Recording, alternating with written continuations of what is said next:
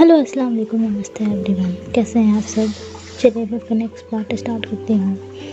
वांगी जो कि उस स्टेज से नीचे उतरते वक्त टाइम तो सोच रहा था कि न्यू शैन जो कि उसे एक पब्लिक वॉशरूम में लेके गया था जो कि इसी पैलेस में है, और वहाँ जाके उसने अपने कुछ ब्यूटी प्रोडक्ट्स का उसके ऊपर यूज़ किया था। उसने उसके लिप्स पे एक पिंक सी लिपस्टिक लगाई थी एंड उसके हेयर्स को खुले ना रख के उसके हेयर्स को एक छोटी सी पोनी में बदल दिया था, और उसने उसके उस जैकेट को उतार दिया था जिस कोट को वो पहन के इस पार्टी में आया था। वांग जी ने अपने कोट के अंदर एक वाइट सी टॉप पहन रखी थी जो कि उसकी टमी को कवर नहीं कर रही थी। वो टॉप काफ़ी शॉर्ट सी थी और वो स्लीवलेस थी। उसे उसके पतले से स्टोन से बने हुए एक धागे ने पकड़ रखा था जो कि उसके गले में ज़्यादा था। उसकी वजह से वो ड्रेस वांग जी की बॉडी पे अड़ी हुई थी। वो ड्रेस बहुत ही ज़्यादा पतली एंड थिक थी। वो काफ़ी बहुत ही ज़्यादा वांग जी पे सूट कर रही थी। लैंजन वो न्यूशान ये सब देख के कुछ टाइम के लिए स्टन रह जाता है। वो कहता है, वाह तुम तो हेवनली ब्यूटी लग रहे हो। एंड लैंजन थोड़ा ब्लश कर जाता है। वो अपने आप को मिरर में देखता है। उसे इस चीज़ से काफ़ी अनकम्फर्टेबल फील हो रहा था। वो ऐसे कपड़े कभी नहीं पहनता है। वो गुसू में रहने वाला, गुसू एक छोटी सी सिटी है, उस सिटी में रहने वाला एक साधारण सा ओमेगा है जो वो खुद को मानता है। एंड उसके लिए ये सब पहनना थोड़ा सा मुश्किल था। उसने कभी भी इस टाइप के क्लोथ्स अपने लाइफ में नहीं पहने थे। उसके अंकल ने कभी अलाउ नहीं किया था, लेकिन अभी उसे न्यूशैन ने ऐसा करने को कहा था क्योंकि उसे अपने अंकल को पाना था, और उसके लिए वो कुछ भी करेगा, चाहे वो इस कपड़े को पहन के पार्टी में जाना ही क्यों ना हो। वांग जी इसे सोच के उस सीढ़ियों से उतर रहा था एंड स्माइल कर रहा था। विंग जो कि दूर खड़ा होकर वांग जी को देख रहा था। उसे यकीन नहीं हो रहा था कि वांग जी ने अपना ये क्या हाल बना रखा है और वो ऐसा क्यों है। वहाँ मतलब विंग के अलावा वहाँ पर जितने भी लोग थे सभी वांग जी की तरफ देख रहे थे। विंग धीरे धीरे करके स्टेज की तरफ बढ़ रहा था जहाँ से वांग जी उतर रहा था। वांग जी उतरता है और विंग के सामने आके स्माइल करता है और कहता है, हेलो अंकल, क्या आप मुझे सर्च कर रहे थे? तभी विंग वांग जी की तरफ देखता है, कहता है कि वांग जी ये क्लोथ्स जो वो ऐसा पूछता है तो वांग जी अपने आप देखता है और स्माइल करता है। बोलता है, हाँ ये तो मैं घर से पहन के आया था। वो क्या है ना, मुझे थोड़ी गर्मी लग रही थी इसीलिए मैंने अपना कोट को उतार दिया। अब मुझे थोड़ा ठीक फील हो रहा है। अगर मुझे वापस से ठंड लगने लगेगी तो मैं कोट को वापस वेयर कर लूँगा। वो ये सब स्माइल करते हुए कह रहा था, जैसे उसके लिए ये काफ़ी नॉर्मल सी बात थी, लेकिन विंग के लिए बात नॉर्मल नहीं थी। ऐसा नहीं था कि विंग ऐसे नज़रिया या पर्सपेक्टिव का पर्सन था जो कि किसी के ड्रेस से उसे जज करे या कुछ भी कहे, लेकिन उसने वांग जी को कभी इस तरह से नहीं देखा था। वो जानता था कि वांग जी इन क्लोथ्स में अनकंफर्टेबल फील कर रहा है और उसने कभी भी वांग जी के लिए ऐसे क्लोथ मंगाए ही नहीं।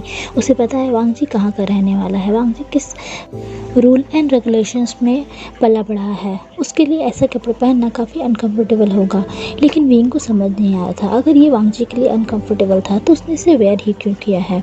विंग वांग जी के फेस पे उसकी अनकंफर्टेबलनेस देख सकता था कि वांग जी किस तरह अनकंफर्टेबल फील कर रहा है, लेकिन उसकी ये झूठी स्माइल विंग को गुस्सा दिला रही थी।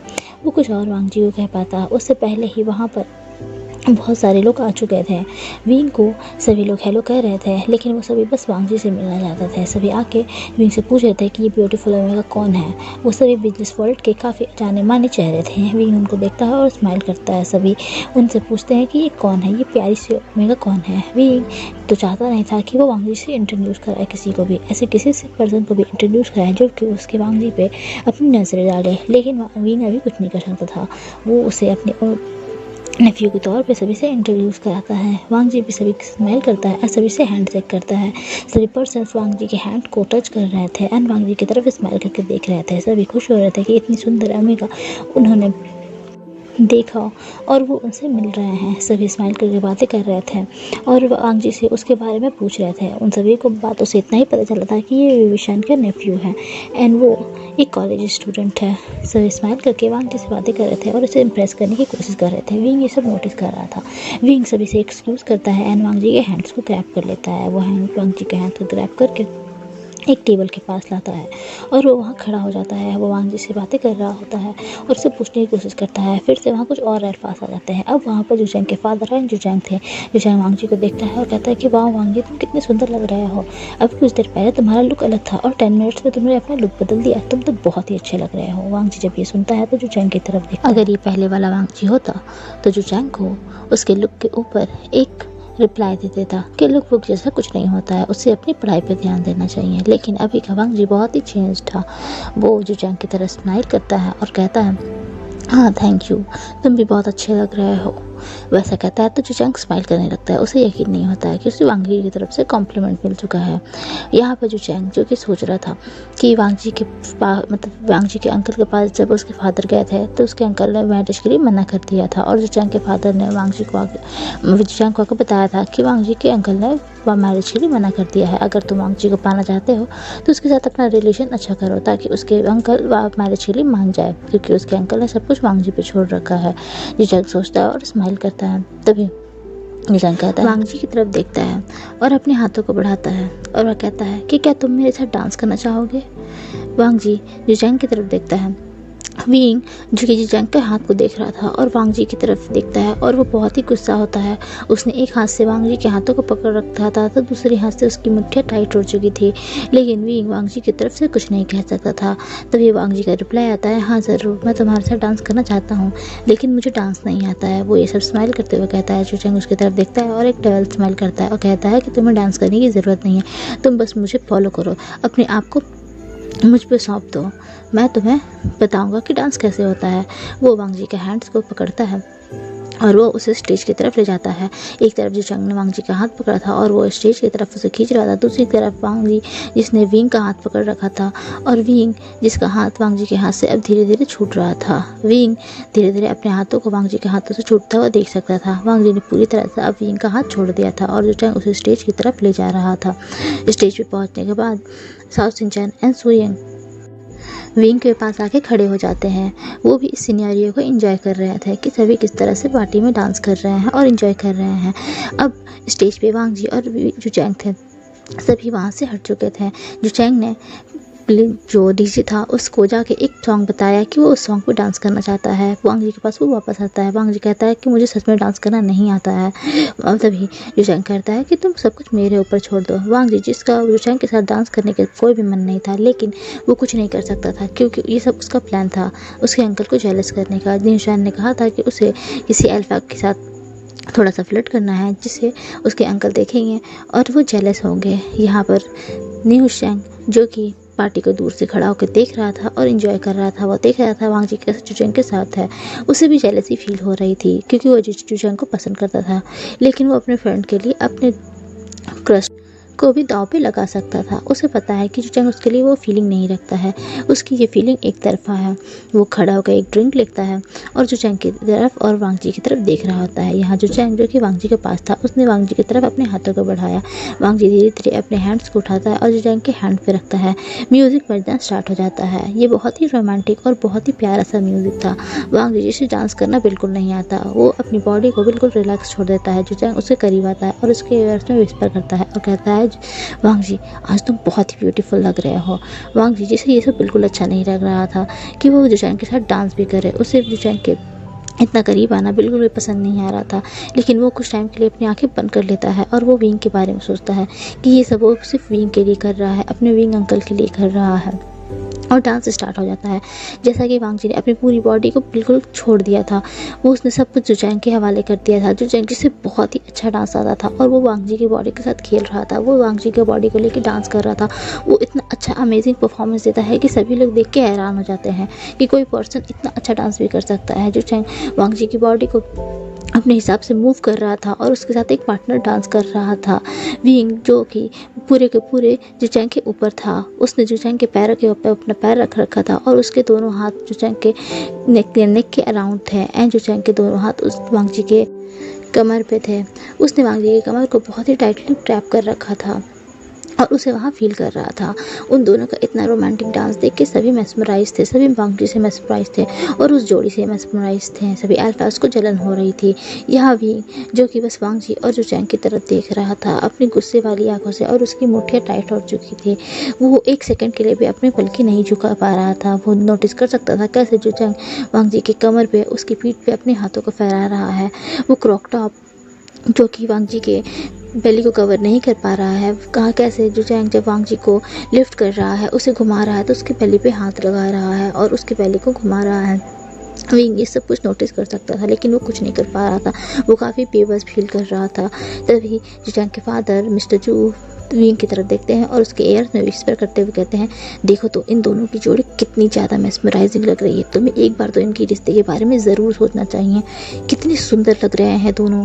सच में जो चैंग एंड वांगजी बहुत ही ज़्यादा मेस्मराइजिंग कपल लग रहे थे। अगर वो एक कपल होते तो बहुत खूबसूरत लगते साथ में। सभी लोग इसी तरह की बातें कर रहे थे कि दोनों की जोड़ी कितनी अच्छी लग रही है। सभी कुछ लोग विंग की तरफ देख रहे थे कि शायद विंग अपने नेफ्यू एंड जो चैंग के बारे में कुछ सोचे। विंग जो कि सिर्फ और सिर्फ वांगजी और जो चैंग की तरफ देख रहा था। कुछ ही टाइम में वो गाना बंद होता है और वो म्यूज़िक ओवर हो जाता है। तभी लाइट्स ऑफ हो जाते हैं और लाइट वांगजी और जो चैंग के ऊपर आती है। वांगजी बिल्कुल जो कि खो चुका था जो चैंग के साथ, वो अपने उस दुनिया से बाहर आता है। उसे ये सब बिल्कुल पसंद नहीं आ रहा था। उसे जो चैंग की करीबी पसंद नहीं आ रही थी। अब उसकी आंखों में थोड़ा सा आंसू आ चुका था क्योंकि उसने आज वो किया था जो कि उसका दिल नहीं चाहता था।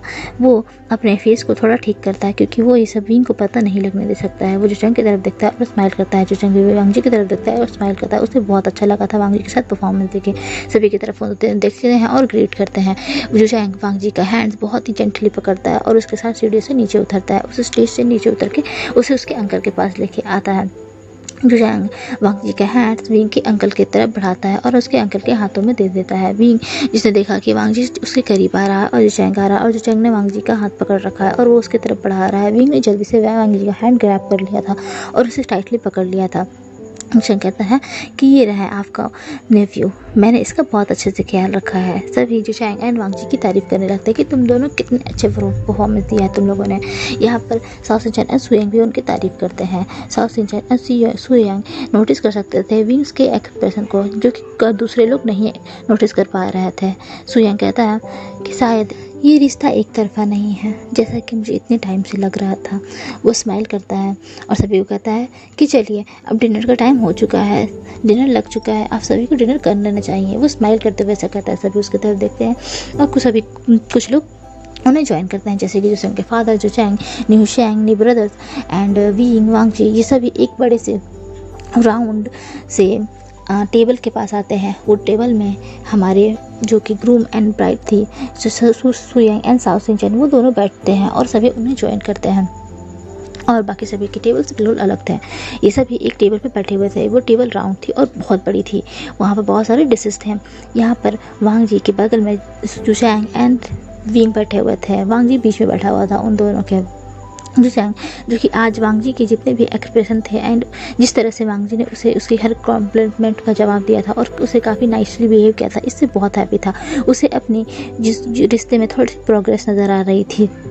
उसे बहुत ही हैप्पीनेस फील हो रही थी। उसके फेस पे ये हैप्पीनेस उसके फादर देख सकते थे। वो जो चैंग की तरफ देखते हैं स्माइल करते हैं कि चलो उसका बॉय बहुत ही हैप्पी है। लेकिन विंग हैप्पी नहीं था। यहाँ पर जो चैंग वांगजी के प्लेट में फूड को सर्व कर रहा था। विंग कहता है कि वो कर सकता है। वो विंग जो कि चैंग को इस तरह की हरकतें करते हुए देख रहा था और विंग जिसे बहुत ही ज़्यादा जेलसी फील हो रही थी। वांगजी जो कि विंग की इस एक्सप्रेशन को बहुत ही ज़्यादा इंजॉय कर रहा था और उसे बहुत मज़ा आ रहा था। लेकिन वो जो चैंग को रोकना नहीं चाहता था। वो चाहता था कि विंग अपनी जेलसी में आके अपने दिल की बात कहे कि वो क्या चाहता है। यहाँ पर वांगजी जो चैंग को कहता है कि हाँ तुम सर्व कर सकते हैं अंकल, जो चैंग को सर्व करने दीजिए, हम तो घर पे एक दूसरे के साथ सर्व करते ही हैं। विंग जब ये सुनता है तो उसे बहुत ही ज़्यादा पेन फील होता है अपने हार्ट में। वो बहुत ही ज़्यादा दुखी फील करता है। वो वांगजी की तरफ कुछ टाइम तक देखता है और अपने जो हाथ स्पून में उसने फूड लिया हुआ था उसे पीछे ले लेता है। जो चैंग जो कि वांगजी के प्लेट में फूड सर्व करता है। वांगजी जो कि जो चैंग के प्लेट में फूड सर्व करता है। फिर वो विंग की तरफ देखता है और फिर विंग की प्लेट में भी कुछ फूड को सर्व करता है। वो तीनों अपने अपने फूड को ले रहे थे।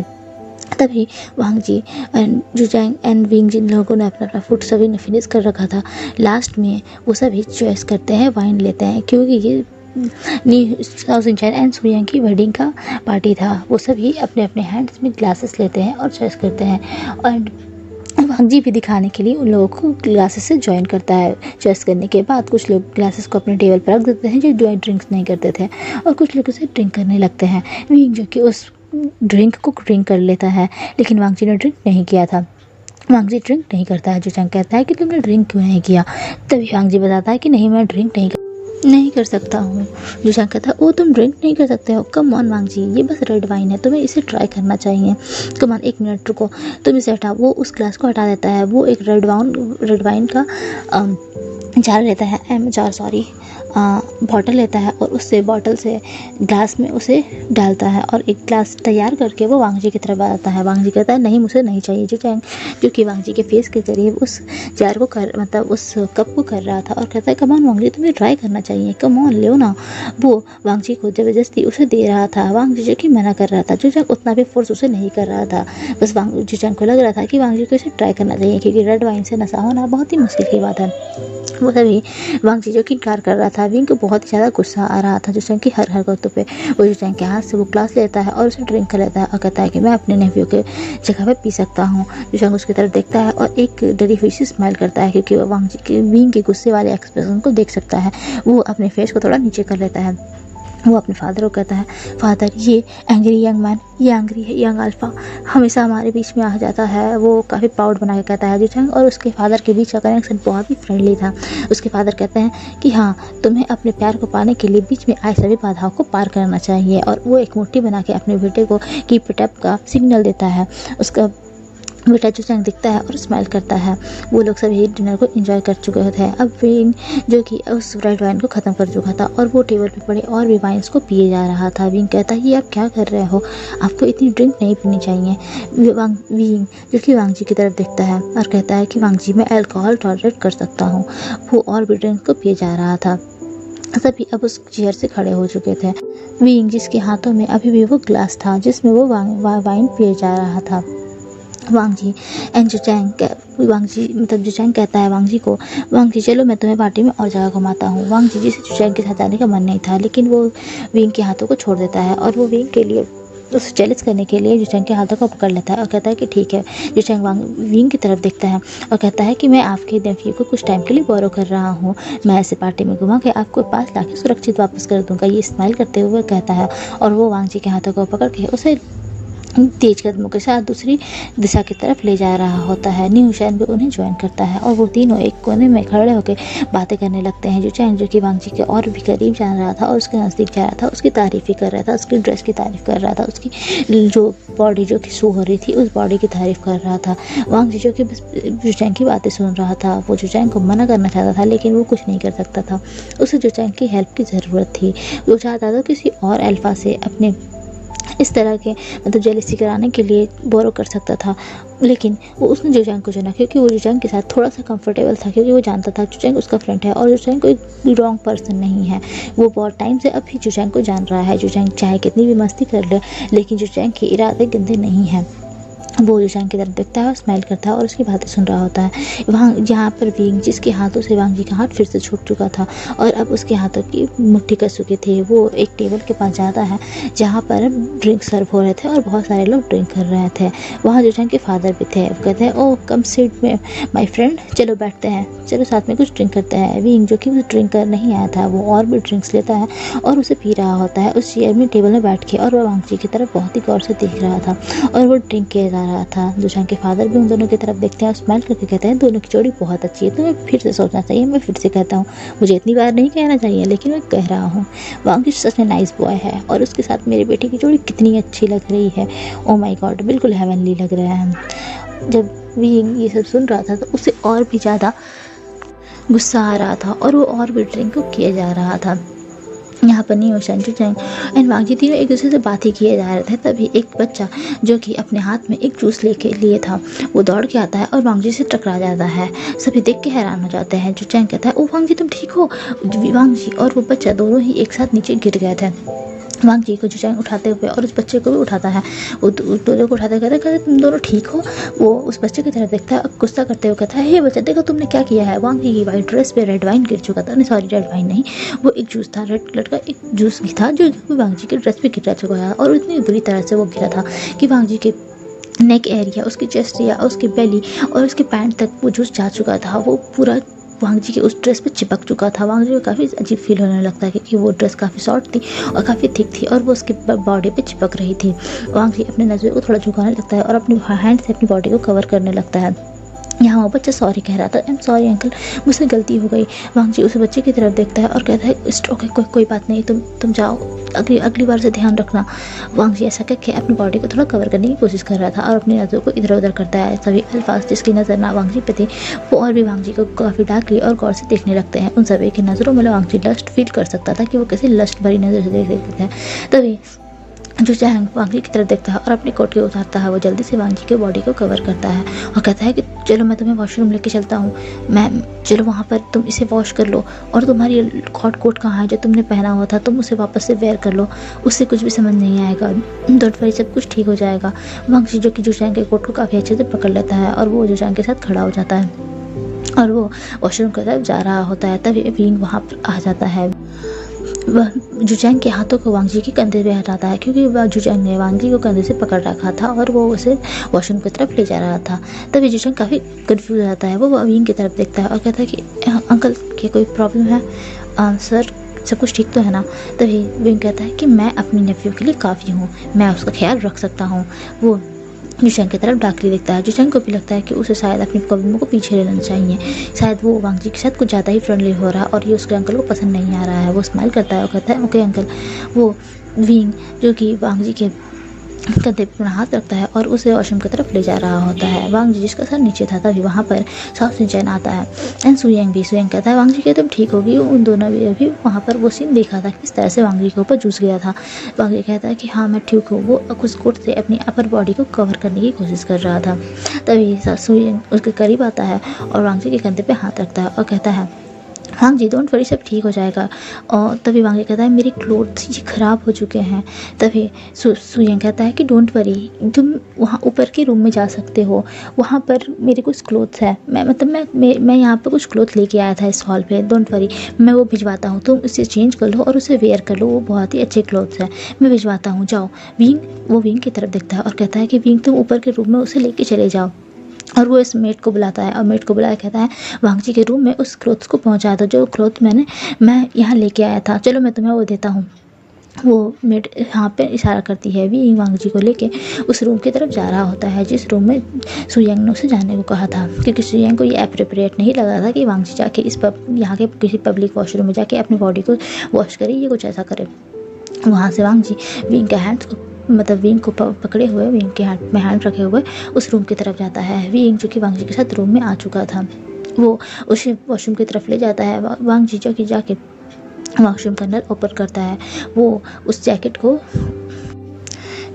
अपने टमी के साइड से हटाता है और वो अपनी नेक एरिया को टमी को वहाँ के वाटर से लेके क्लीन कर रहा होता है, क्योंकि वो अभी बात तो ले नहीं सकता है। वो उसे अपने हैंड्स में वाटर ले रहा था और उसे क्लीन कर रहा था। विंग जो कि वांग जी को देख रहा था ऐसा करते हुए, और वो जुचांग के उस कोट को देख रहा था जो कि वांग जी की बॉडी के ऊपर थी। तभी वो अचानक से वांग जी के करीब पड़ता है और उस कोट को खींच के हटा देता है। वांग जी को समझ नहीं आता है और वो उस कोट को उठा के बाहर वॉशरूम के उसी फर्श पे फेंक देता है। वांग जी को बिल्कुल समझ नहीं आता कि अचानक से क्या हुआ। वो विंग की तरफ देखता है और कहता है कि अंकल क्या सब कुछ ठीक है, ये क्या है? तो विंग वांग जी को डाकली देखता है और कहता है कि तुम किसी और की चीज़ों को वेयर नहीं कर सकते हो। वो अपनी कोट उतारता है और वांग जी को देता है और कहता है इसे पकड़ो। वांग जी को बिल्कुल समझ नहीं आता है। विंग जो कि अब थोड़ा सा ड्रंक हो चुका था इसीलिए वो ऐसी हरकतें कर रहा था। वो वांग जी को उस कोट को देता है। वांग जी जो कि विंग को देख रहा था कि विंग की जो बात करने की कंडीशन है वो अजीब हो चुकी है, वो काफ़ी ड्रंकन पर्सन की तरह बिहेव कर रहा है।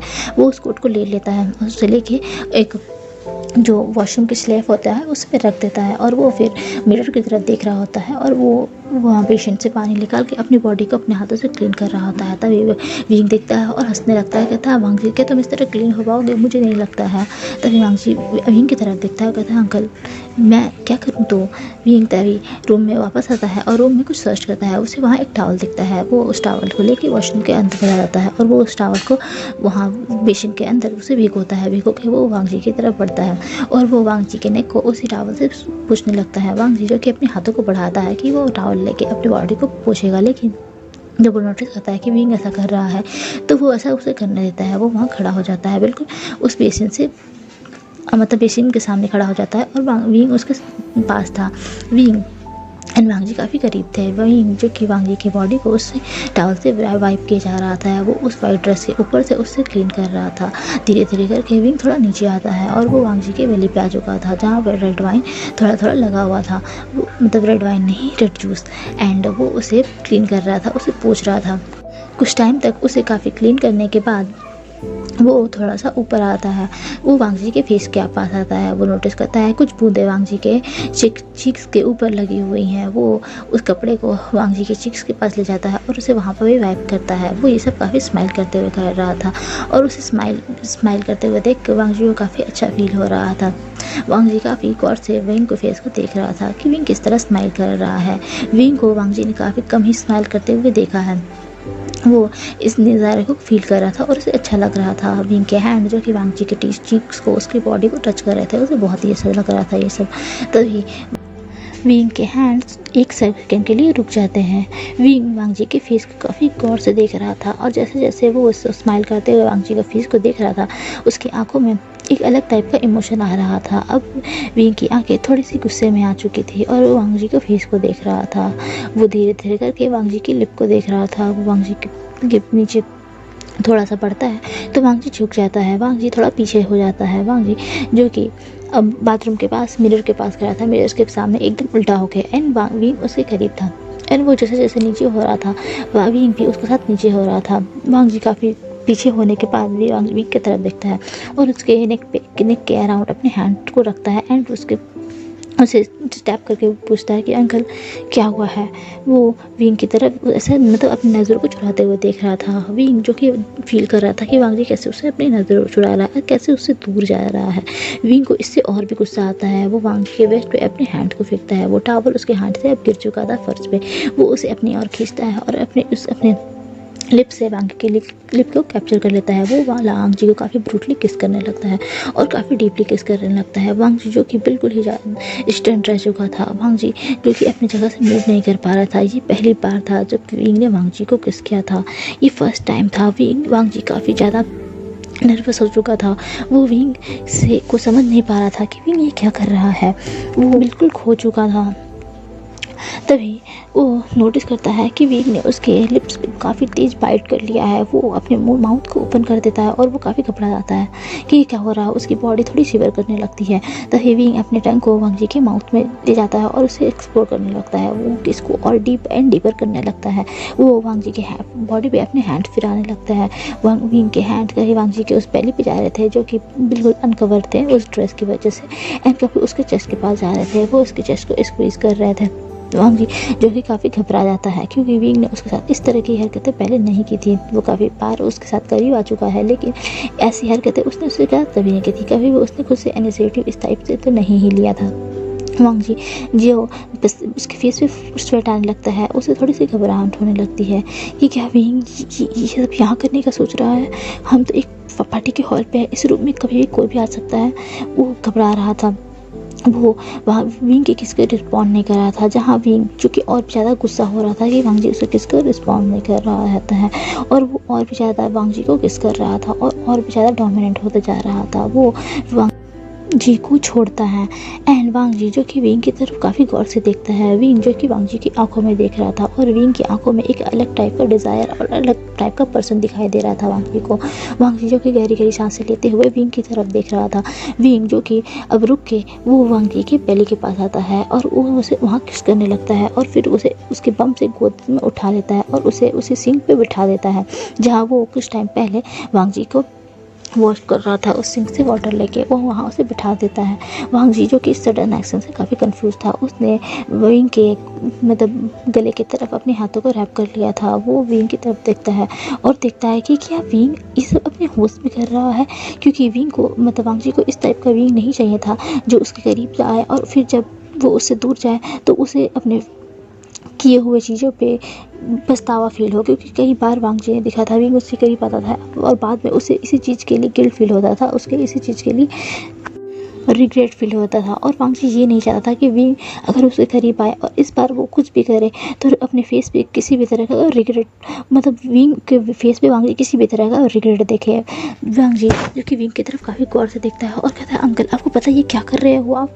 वांग जी कुछ और कहता है कि विंग फिर से उसे किस करने लगता है। इस बार वांग जी कुछ नहीं कहता है, अब वो प्रोटेस्ट करना बंद कर चुका था। वो विंग के साथ उस किस में खो जाता है और विंग उसे काफ़ी डीपली किस करते जा रहा था।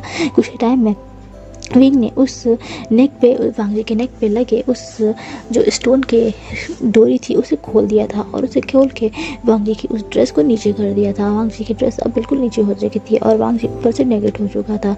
विंग जो कि वांग जी के लिप्स को छोड़ता है, वो उसके कॉलर को हटाता है, उसके गले से वो कॉलर जो कि वांग जी ने पहन रखा था वो उसे हटा के अपने हाथों पे हैंड्स पे ले लेता है और उसे उसी सिंक के पास गिरा देता है। वो वांग जी के नेक पे काफ़ी डीपली एंड पैशनेटली किस करने लगता है और उसे सक करने लगता है। वो धीरे धीरे वांग जी के चेस्ट पे आता है और वो उसके निपल्स को अपने माउथ में ले लेता है और उसे चक करने लगता है और वो उसे किस करने लगता है। वांग जी जो कि अब बिल्कुल खो चुका था, वो पगलों की तरह मौन करने लगता है। पहले वो अपने आप को मौन करने से रोक रहा था, लेकिन अब वो इस चीज़ में खो चुका था। तभी वो उसे फील होता है कि विंग उसे सिर्फ और सिर्फ लिक एंड सक नहीं कर रहा है, वो उसे बाइट कर रहा है। विंग जो कि वांग जी को बहुत ही तेज बाइट कर रहा था। वांग जी जो कि इस दर्द को बर्दाश्त कर रहा था, क्योंकि उसे पता है अगर वो उसने चीखा चिल्लाया तो विंग शायद अपने होश में आ जाए, क्योंकि ये सब उसे पता है कि विंग अपने होश में नहीं कर रहा है। और एक बार विंग अगर उसके अपने होश में आ जाए तो वो फिर से विंग के फेस से वो रिग्रेट देखेगा और वो विंग उसे छोड़ कर चला जाएगा। वांग जी अपने माउथ को कवर कर लेता है और अपने मुंह से किसी भी तरह की आवाज़ को नहीं निकलने देता है। विंग जो कि अपने काम में बिल्कुल खो चुका था, वो वांग जी को काफ़ी बाइट कर रहा था और उसे सक कर रहा था। वो काफ़ी ज़्यादा रफली एंड पैशनेटली ये सब कर रहा था। वांग जी जो कि अपने माउथ को बंद करके रखा हुआ था, लेकिन कुछ टाइम के बाद वांग जी का माउथ बिल्कुल ओपन हो जाता है, क्योंकि विंग काफ़ी हार्शली उसके दूसरे निपल पे बाइट कर रहा था। इस बार वांग जी काफ़ी ज़ोर से मौन कर देता है और चिल्ला देता है, लेकिन विंग जो कि इस चिल्लाने से भी उससे अलग नहीं होता है और वो अपने वर्क को कर रहा होता है। वांग जी को समझ में आ जाता है कि विंग शायद अपने मन से ये सब कर रहा है, इसीलिए उसे वांग जी का चिल्लाने से वो उसे दूर नहीं हुआ है। वांग जी इस चीज़ को देख के काफ़ी स्माइल करता है और उसकी आंखों में टीयर्स आ जाते हैं। वो विंग के जो बॉडी है उस पर अपने हाथ फैलाने लगता है। वो सब विंग की वाइट शर्ट उसके अंदर उसके हैंड्स जा चुके थे एंड वो विंग के जो बैग थी उसको एक्सप्लोर कर रहा था, अपने हाथों से सहला रहा था, उस पर अपने नाखूनों को गड़ा रहा था। विंग जो कि काफ़ी पैशनेटली अपने वर्क को कर रहा था। वो वांग जी के निपल्स को काफ़ी टाइम तक सक करता है एंड लिक करता है। वो इससे खेलने के बाद वो उसके बेली पे आता है और वो शायद याद कर रहा था कि जो टंग ने किस तरह से टच किया था। वो अपने टंग से वांग जी के बेली को चाटने लगता है और उसे सक करने लगता है। वो जो टंग के हर उस टच को हटाना चाहता था जो कि वांग जी के ऊपर लगे हुए होंगे। तभी वांग जी जो कि विंग के किसी भी मोटिव को समझ नहीं पा रहा था, वो विंग की हर टच को एंजॉय कर रहा था और मौन कर रहा था। वो ये बिल्कुल भी नोटिस नहीं करता है कि अब विंग के हैंड्स वांग जी के पैंट्स पे आ चुके हैं और वो उसकी पैंट्स के जो बटन है उसे ओपन कर रहे हैं। वांग जी बस विंग में खो चुका था, विंग के हर एक एक्शन में खो चुका था। यहाँ रूम के बाहर एक पर्सन जो कि एक बैग लेके खड़ा था, वो बैग लेके वो उस रूम में एंटर करने वाला था और वो उस रूम में एंटर कर भी चुका था। लेकिन जब वो वॉशरूम से आते हुए इस टाइप के साउंड को सुनता है तो वो अपने कदमों को पीछे ले लेता है और वो उस रूम से बाहर आ जाता है। उसके हैंड्स में अभी भी वो बैग था। वो उस बैग को लेके उसे रूम के बाहर खड़ा हो जाता है उसके डोर पे एंड वो सोच रहा होता है कि क्या उसने जो सुना क्या वो सच है, क्या ये सब सच हो रहा है। ये बोविन था, बोविन जिसे सुयांग ने वो ड्रेस दिया था ताकि वो वांग जी तक पहुंचा दे। वांग जी एक क्विक शावर ले ले और वो उससे चेंज कर ले। वो उस ड्रेस को लेके वहाँ आया था, लेकिन वो जब उस रूम में एंटर कर रहा था तो उसे वांगजी की इस तरह से मॉर्निंग की आवाज़ें आ रही थी, विंग की आवाज़ें आ रही थी, इसीलिए वो रुक चुका था, वो थम चुका था। उसके अंदर हिम्मत नहीं थी कि वो उन्हें जाके कुछ बोल सके या उन्हें डिस्टर्ब कर सके। वो रूम के बाहर खड़ा था। जितना कि वो वांगजी को, विंग को जानता है, जितने टाइम से वो विंग को जानता है, उससे उसके एक्सपीरियंस से उसे लगता है कि विंग इस रूम से ज़रूर बाहर आएगा। और वो उस रूम के बाहर खड़ा हो जाता है उस बैग को लेके। यहाँ रूम, इस बाथरूम में विंग वांगजी अब एक दूसरे में खोए हुए थे। विंग अब धीरे धीरे करके वांगजी के पैंट्स पे अपने हाथ ले जाता है। वो उसके बटन को अनबटन कर चुका था। उसके बाद वो उसकी जिप के नीचे कर देता है और उसके बाद अपने हैंड से विंग के प्राइवेट पार्ट को टच करने लगता है। वो उसे के प्राइवेट पार्ट्स को सहलाने लगता है, उसे बहुत ही ज़्यादा स्टिमुलेट करने लगता है। वांगजी जो कि अपनी आंखें बंद कर चुका था और विंग के इस एक्शन को फील कर रहा था, और अब उसकी आंखें बड़ी बड़ी हो चुकी थी कि विंग की हरकतों से। विंग ने अब उसके विंग जो कि वांगजी के प्राइवेट पार्ट पे अपने हाथों को फैला रहा था। अब उसकी उंगलियां उसके थाइस के बीच में थी एंड वो अपने एक फिंगर को वांगजी के फ्लावर पे इंसर्ट करता है। वांगजी इससे बहुत ही जोर की चीख मारता है और वो विंग के नेक को और भी टाइटली पकड़ लेता है। वो बिल्कुल गहरी गहरी सांस लेने लगता है। उसका पूरा फेस और उसकी पूरी बॉडी जो कि वाइट थी अब रेड हो चुकी थी। वो काफ़ी ज़्यादा रेड हो चुका था और हॉट फील कर रहा था। उसको ये सब चीज़ों से बहुत ही ज़्यादा पेन हो रहा था। विंग जो कि बिल्कुल भी नहीं रुका था। वो वांगजी के ईयर्स के पास जाता है और कहता है, तुम मेरे हो, तुम मेरे हो, तुम सिर्फ मेरे हो, कोई और तुम्हें टच नहीं कर सकता है, तुम सिर्फ मेरे हो इंसान। वो ऐसा कह रहा था और वांगजी के नेक पे बाइट कर रहा था एंड सक कर रहा था और दूसरी तरफ उसके फिंगर्स अपना वर्क कर रहे थे। विंग अपने एक फिंगर से वांगजी को प्रिपेयर कर रहा था। कुछ ही देर टाइम में उसने अपने दूसरे फिंगर को इंसर्ट किया। तभी वांगजी और ज़ोर से चीखता है। वो विंग को और भी टाइटली पकड़ लेता है और वो गहरी गहरी सांसें लेने लगता है। उसके लिए ये सब काफ़ी पेनफुल होते जा रहा था। विंग जिसे इस चीज़ से कोई फ़र्क नहीं पड़ रहा था। वो वांगजी के अंदर अपने फिंगर्स को मूव कर रहा था। वांगजी जिसे बहुत ही ज़्यादा पेन हो रहा था। वो इतना ज़्यादा पेन फील कर रहा था कि अब तो उसने विंग के बैक पे अपने नाखूनों का निशान बनाना स्टार्ट कर दिया था। विंग के हर टच से वो उसके बैक पे निशान बना रहा था और ज़ोर ज़ोर से मोइन कर रहा था, ज़ोर ज़ोर से चिल्ला रहा था। उसकी आंखों से अब आंसू गिर रहे थे। विंग जो कि अब उसके निपल पे आ चुका था और उसे सक कर रहा था एंड अपने फिंगर से उसे प्रिपेयर कर रहा था। तभी वांगजी को इतना ज़्यादा पेन फील होता है कि वो विंग के हैंड्स को पकड़ लेता है और वो कहता है, प्लीज़ मुझे पेन हो रहा है, प्लीज़ ऐसा मत करो। वो ऐसा कहता है। विंग कुछ टाइम के लिए रुक जाता है। उसके बाद वो अपने फिंगर को वांगजी की बॉडी से निकाल लेता है। वो अपनी माउथ को, जो कि उसके निपल्स को सक कर रहे थे, वो उसे नीचे लेके आता है और फिर वो वांगजी के दोनों लेग्स को अपने कंधे पर रख लेता है एंड वो थोड़ा झुक जाता है और वो अपनी टंग से वांगजी को प्रिपेयर करने लगता है। जब वांगजी ये फील करता है कि अब विंग अपने फिंगर्स का यूज़ नहीं कर रहा है, वो कुछ सोचता नहीं है, वो एक रिलीफ की ब्रेथ लेता है। तभी वो नोटिस करता है कि विंग ने उसके लेग्स को अपने कंधे पर रख दिया है। वांगजी ये सब समझने के लिए बहुत ही ज़्यादा छोटा था, उसे समझ नहीं आ रहा था कि विंग क्या करना चाहता है। विंग उसके प्राइवेट पार्ट में अपनी टंग को इंसर्ट करता है। वांगजी अब बिल्कुल शिवर करने लगा था, उसकी बॉडी शिवर करने लगी थी। वो समझ नहीं पा रहा था ये क्या हो रहा है, पर उससे इस चीज़ से बहुत ही ज़्यादा प्लेजर फील हो रहा था और उससे पेन फील नहीं हो रहा था। वो एक रिलीफ की ब्रेथ लगता है और विंग को वो सब करने देता है वो जो करना चाहता है। विंग जो कि अपनी टंग से वांगजी को प्रिपेयर कर रहा था और वांगजी जिसे इतना ज़्यादा प्लेजर फील हो रहा था कि उसने विंग के हेड को पकड़ लिया था अपने एक हैंड से, क्योंकि उसे बैलेंस भी बना के रखना था उस सीट पे, इसीलिए वो उसका एक हैंड उस सीट के ऊपर था एंड वो अपनी बॉडी को बैलेंस बना रहा था और दूसरा हैंड विंग के हेड पे, जो कि उसके बालों को खींच रहा था और उसके बालों को पकड़े हुए था, उसके हेड को पकड़े हुए था। विंग जो कि अपना काम किया जा रहा था। तभी वांगजी को फील होता है कि उसकी बॉडी में एक तरह तरीके की करंट जाग रही है। उसे पता है अब क्या होने वाला है। वो घबराने लगता है। वो विंग को कहता है, विंग प्लीज़ हटो, अंकल प्लीज़ हटो, हटो मुझसे दूर हटो। वो ऐसा कह रहा होता है, लेकिन विंग जो कि बिल्कुल भी किसी की नहीं सुन रहा था, वो बिल्कुल पागल हो चुका था। वो काफ़ी रफली वांगजी के थाइस को पकड़ता है और दोनों उसके थाइस में अपने हैंड को रफली मूव करने लगता है और उसके थाइस को स्क्वीज़ करने लगता है। वांगजी जो कि विंग को हटाने की कोशिश कर रहा था, वो कहता था, प्लीज़ प्लीज़ प्लीज़ मैं आने वाला हूँ, प्लीज़ ऐसा मत करो। वो ऐसा कह रहा था अपनी गहरी गहरी सांसों को लेते हुए, लेकिन विंग कुछ भी नहीं सुन रहा था। वो अपनी टंग को अप एंड डाउन किए जा रहा था। वांग जी इतना ज़्यादा फ्रस्ट्रेटेड हो चुका था कि वो अपने हाथों को विंग के हेड से हटाता है एंड देन वो अपने अपने आप को पीछे करने की कोशिश कर रहा था कि वो सिंह पे खुद को पीछे करे, लेकिन लिंग जो कि उसको पीछे जाने नहीं दे रहा था। तभी वांग जी स्ट्रगल करते हुए अपने हैंड्स को गलती से एक बटन पे प्रेस कर देता है। वो बटन वहाँ पर वाटर सप्लाई के लिए था, जिससे वो शावर के बटन को ऑन कर देता है और जिसकी वजह से शावर का पानी उन दोनों के ऊपर ज़ोर ज़ोर से गिरने लगता है। वांग जी जो कि गहरी गहरी सांसें ले रहा था, विंग अपने वर्क को करते हुए रुक जाता है और अपने माउथ को वांग जी से पीछे ले लेता है।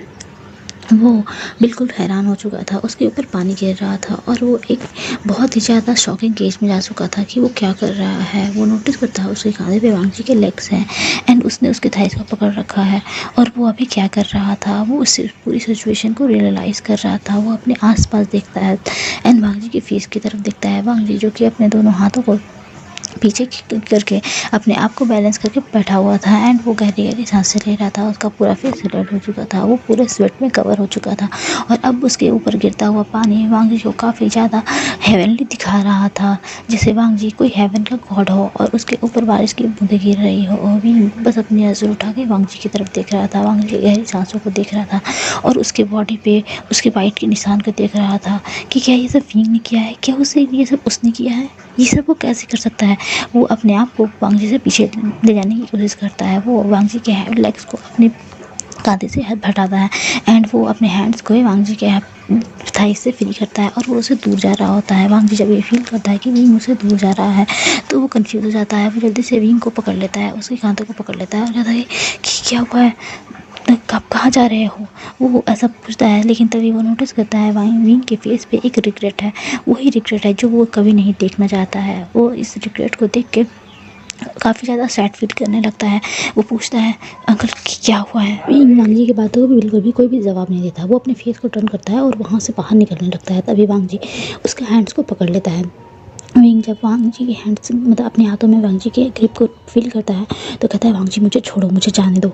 वांग जी कहता है, वो अपनी सीट से उतर जाता है, वो खड़ा हो जाता है। वो अभी बिल्कुल नहीं गिरता और विंग ये चाह के भी अपनी आंखों को नहीं चुरा पा रहा था, क्योंकि उस बाथरूम में हर तरफ मिरर लगे हुए थे और उन लोगों का रिफ्लेक्शन एक मिरर से दूसरी उनकी मिरर की तरफ जा रहा था और विंग सब कुछ देख सकता था। वो अपनी नज़रों को नीचे कर लेता है। मुझे कहता है कहाँ जा रहे हो तुम, ये सब करके कहाँ जा रहे हो, तुम मुझे इस तरह से अधूरा नहीं छोड़ सकते हो, जिस चीज़ को स्टार्ट किया है उसे ख़त्म करो। विंग अपने हाथों को छुड़ाने की कोशिश करता है, कहता है कि वांग जी बकवास मत करो, मुझे जाने दो। तो वांग जी कहता है कि मैंने तुम्हें नहीं बुलाया था, तुम अपनी मर्ज़ी से यहाँ आए थे, तुम मुझे बार बार इस तरह से अधूरा नहीं छोड़ सकते हो, तुमने जो स्टार्ट किया उसे ख़त्म करो, तुम मुझे इस तरह अधूरा जोड़ कर नहीं जा सकते हो। अंकल अंकल प्लीज़ ऐसा मत करो मेरे साथ, प्लीज़ मुझसे ये सब नहीं बर्दाश्त हो रहा है, ये सब मत करो मेरे साथ प्लीज़ प्लीज़। वो ऐसा कहता है एंड वांग जी की प्लीडिंग सुन के विंग कुछ टाइम के लिए खड़ा हो जाता है। वो वांग जी से अपने हैंड्स को और भी तेज़ी से छुड़ा लेता है। वांग जी फिर से विंग के पास चला जाता है। अब वांग जी ने फिर से उसके हैंड को पकड़ रखा था और वो फिर से आगे बढ़ चुका था। वो कहता है प्लीज़ अंकल ऐसा मत करो, प्लीज़ मत जाओ, प्लीज़ प्लीज़ ऐसा मत करो। वो विंग के सामने प्लीड कर रहा था, लेकिन विंग कुछ भी नहीं सुनना चाहता था। वो झटके से वांग जी के हैंड को छुड़ाता है और वो उस बाथरूम से निकल जाता है। वांग जी जो कि उस जगह पे खड़ा रह चुका था, वो बिल्कुल स्टंट हो चुका था। विंग के ऐसे एक्शंस से पहले तो विंग ने ये सब किया, लेकिन वांग जी को लग रहा था कि विंग अपने होश में है, क्योंकि इतने एक्टिविटीज़ का टाइम भी विंग अपने होश पे नहीं आया होगा, वो ये सब सोच रहा था। और वो अपनी जगह पे स्टंट था, उसे बहुत ही ज़्यादा दुख फील हो रहा था। कुछ टाइम पे वो अपने घुटनों में था और उसने अपनी बॉडी को हक कर लिया था। अब वो ज़ोर ज़ोर से रोने लगता है और कहता है विंग प्लीज़ वापस आओ, अंकल वापस आओ, तुम मुझे इस तरह से छोड़ के नहीं जा सकते हो, तुम वापस आओ, तुम अभी इसी वक्त मेरे पास वापस आओ। और वो ज़ोर ज़ोर से चीखने लगता है, चीख चीख के रोने लगता है। विंग जिससे वांग जी की वॉइस आ रही थी, वो बाथरूम से बाहर आ चुका था और वो अपने उस रूम में था। वो अपनी घबराए हुए shaking hands and shaking leg के साथ उस रूम से बाहर निकलता है और वो उस रूम से बाहर की ओर भाग रहा होता है। तभी वो नोटिस करता है कि रूम के बाहर बोविन खड़ा है, जिसके हाथ में एक बैग है। बोविन जो कि विंग को देखता है, विंग जो कि आधा भीगा हुआ था एंड उसके फेस पे एक अजीब सा डर था और बहुत ही अजीब से एक्सप्रेशन थे। वो वहाँ से अपने तेज कदमों के साथ भागने लगता है। बोविन जो कि विंग के कांधे को पकड़ लेता है, कहता है कहाँ जा रहे हो तुम। विंग कहता है मुझे जाने तो, मुझे छोड़ो। वो अपने हाथ कंधे से बोविन का हैंड हटाता है और वो आगे की तरफ बढ़ता है। बोविन उसके हैंड को काफ़ी ज़ोर से पकड़ लेता है, कहता है तुम इस तरह से नहीं जा सकते हो, अभी वांग जी के पास जाओ, अभी इसी वक्त उसके पास जाओ, तुम उसे इस तरह से छोड़ के नहीं जा सकते हो, उसे तुम्हारी ज़रूरत है विंग, तुम ये क्या कर रहे हो, तुम्हें समझ में भी आ रहा है कि तुम ये सब क्या कर रहे हो, अपने एक्शंस का अपने ऊपर जिम्मेदारी लो, तुम्हें वहाँ जाना पड़ेगा, वांग जी को संभालना पड़ेगा, जाओ उसके पास विंग, ये तुम्हारे पास ये आखिरी मौका है शायद, विंग ऐसा मत करो उसके साथ, तुम जाओ उसके पास, वो अभी भी उस कमरे में रो रहा है, जाओ विंग जाओ उसके पास। वो ऐसा उसे समझाता है लेकिन विंग कुछ भी नहीं सुनता है, वो डार्कली बोइन की तरफ देखता है और खुद से धक्का देता है और कहता है नो नो, वो जोर जोर से नो कह के चिल्लाने लगता है और वो वहाँ से भाग के चला जाता है। बोइन जो कि वहाँ पर खड़ा रह जाता है, वो ना तो इस एक्टिविटीज़ को रोक पाया जो कि उस वॉशरूम में हो रहा था और ना ही वो विंग को रोक पाया। यहाँ पर बोइन को वांग जी की आवाज़ें आ रही थी, वो वांग जी किस तरह से टूटा हुआ है और वो कैसे चिल्ला चिल्ला के रो रहा है। उस रूम से काफ़ी धीमे धीमे वांग जी की वॉइस बाहर आ रही थी। वो उस रूम की तरफ बढ़ता है और अपने कदमों को ले जाता है, फिर वो रुक जाता है, उसे समझ नहीं आता कि उसका इस तरह से उस रूम में जाना सही हुआ कि नहीं। वो वहाँ से उस पार्टी हॉल की तरफ जाता है किसी से हेल्प लेने के लिए कि वो वांग जी को संभाल सके। वो वहाँ सभी को देखता है, वो साउथ इंडियन सुयंग को डिस्टर्ब नहीं करना चाहता था क्योंकि आज उसकी वेडिंग थी और इन सभी चीज़ों से उन लोगों का शायद मूड तब सेट हो जाए। तभी वो वहाँ पर न्यूशान को देखता है, वो न्यूशान के पास जाता है जो कि एक ड्रिंक बार में ड्रिंक कर रहा था और वो जुचैंग से कुछ बातें कर रहा था। वो वहाँ पर जाके उसका हाथ पकड़ लेता है। न्यूशान को समझ नहीं आता है कि ये अंकल उसका हाथ क्यों पकड़ रहा है, वो काफ़ी अजीब फील करता है, कहता है ये आप क्या कर रहे हो। तभी वो कहता है कि मेरे साथ चलो, तभी न्यूशन कहता है कि मुझे छोड़ो, ये क्या कर रहे हो, लेकिन बोइन कुछ भी नहीं सुनता, वो इसे खींचते हुए लेके जा रहा था। तभी वहाँ पर जुयांग आता है और कहता है अंकल ये क्या बदतमीजी कर रहे हो आप, सॉरी गगा, मुझे आपको अंकल नहीं बोलना चाहिए, खैर आप ये क्या कर रहे हो, आप किसी ओमेगा का हाथ इस तरह से नहीं पकड़ सकते हो। न्यूशान भी उसकी तरफ देखता है, कहता है हाँ बिल्कुल, आप किसी भी ओमेगा का हाथ इस तरह से नहीं पकड़ सकते हो। लेकिन बोइन के फेस पे इतना अजीब सा एक्सप्रेशन था कि कुछ टाइम के लिए न्यूशन शांत हो जाता है। बोइन उसे का डॉक्टर देखते हुए उसे ईयर से पास जाता है और कहता है कि तुम मेरे साथ अभी इसी वक्त चलो। तभी न्यूशन कहता है कि ठीक है। वो समझ नहीं पा रहा था, उसे पता था कि ये कोई बुरा पर्सन नहीं है, इसीलिए वो उसके साथ जाने के लिए रेडी हो जाता है। न्यूशन कहता है कि तुम कहाँ ले जा रहे हो उसे, मैं भी चलूँगा। तभी न्यूशन उसकी तरफ इशारा करता है कि तुम यहीं रुको। वो बोइन के साथ चला जाता है, बोइन उसके हाथ पकड़ कर खींचते हुए ले जा रहा था। वो निशान करता है ये क्या कर रहे हो आप, तुम मुझे इस तरह से नहीं खींच सकते हो, मेरे हाथों को छोड़ो, तो ये मुझे हर्ट कर रहा है।